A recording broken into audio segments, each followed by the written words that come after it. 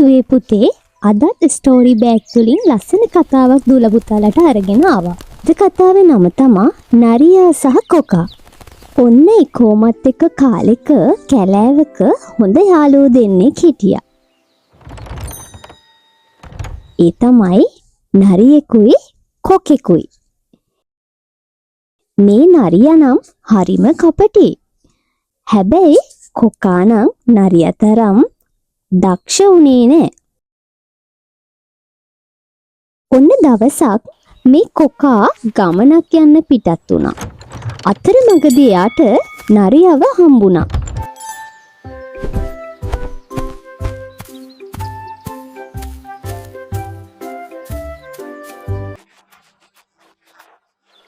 යාළුවේ කොහෙද මේ උදෙන්ම යන්නේ? පොඩ කාලෙකින් දැක්කෙත් නෑනේ. මම මේ උදෙන්ම කැලේ ඇතුළට යනවා කෑම ටිකක් හොයාගන්න. යාළුවේ මම ඔයාගෙන් දෙයක් අහන්නම් කියලා හිටියේ. ඒ මොකක්ද යාළුවේ? අපි දෙන්න හොඳම යාළුවෝ වුණත් කවදාවත් මේකට කෑමක් කාලා නෑනේ. ඒක නම් නැත්ත නරිහාමි. අපි කවදාවත් එකට කෑමක් අරගෙන නෑනේ. ඉතින් ඔයා කැමති නම් අද හවස අපේ ගෙදර එන්න රෑ කෑමට. ඒක නම් හොඳ අදහසක්. මම අනිවාර්යෙන්ම එනවා. එහෙනම් මම ගිහින් එන්නම් නරිහාමි. ඔන්න ඉතින් ඊළඟ දවසේ කොකා හරියටම කිව්ව වෙලාවටම නරිහාමිගේ ගෙදරට ආවා. නරිහාමිත් කෑම පිඟන් දෙකක් අරගෙන දෙන්නටම කෑම බෙදුවා. කෑම එකේ සුවඳ ඉන්න බෑ. කොකාගේ කටට කෙලක් තිනුවා.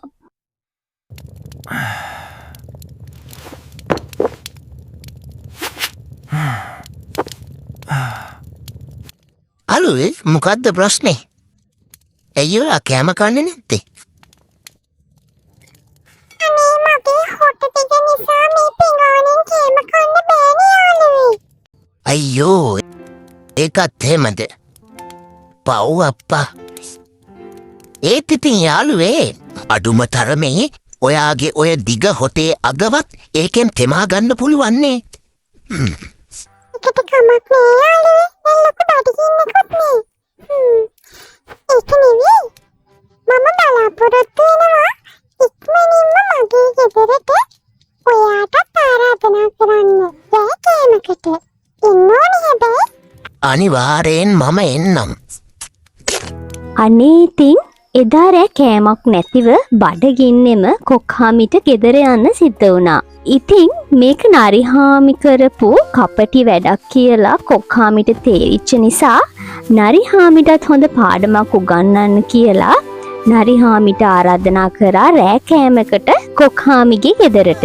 නරිහාමිත් ආරාධනාව පිළි අරගෙන කොක්හාමිගේ ගෙදරට යන්න පිටත් වුණා.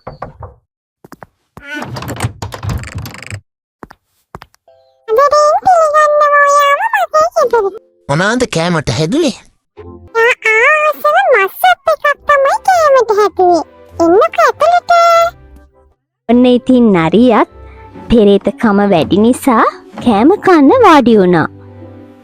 අයියෝ ඔයා කන්න නැතුව බලාගෙන ඉන්නේ. කෑමේ රස බලන්න කැමති නැද්ද? සුප් එක නම් රස පාටයි. ඒත් මේ භාජනයේ ගැඹුරු නිසා මට පාවිච්චි කරන්න අමාරුයි. අනේ ඇත්තද? හොඳයි. අදම තේනේ භාජනයේ පිටවත් ලවකන්න පුළුවන්. ඉතින් මේක තේරුම් ගත්ත නරියට හොදටම කේන්ති ගියා. ඒ වගේම එයාට ලැජ්ජ හිතුණා. මොකද එයා කලින් කොක්හාමිට කරපු දේම තමයි කොක්හාමි දැන් එයාට කරලා තියෙන්නේ. ඒ නිසා එයා කේන්තියෙන් හා ලැජ්ජාවෙන් නැගිටලා යන්න ගියා.